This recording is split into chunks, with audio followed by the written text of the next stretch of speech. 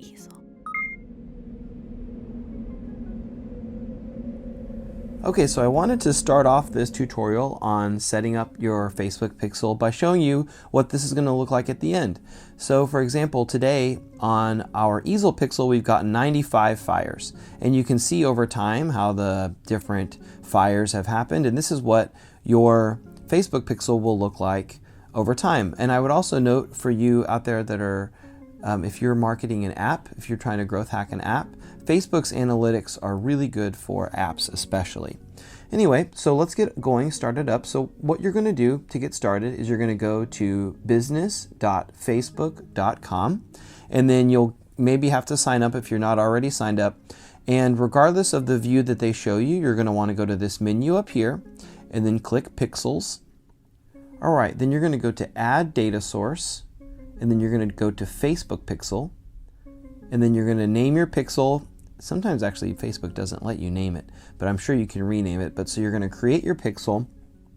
Okay, so later in the course you're going to see with Maya how you can use Google Tag Manager to manage the Facebook pixel. But for now I'm going to show you how to use the manual install code. And so what you're going to see here is that this is your code. If you remember from the last tutorial with Google Analytics, it was similar. You have some code that you put into the header of your website, and there is support for you in the study guide about the different, Facebook will help you find where your header is and things like that.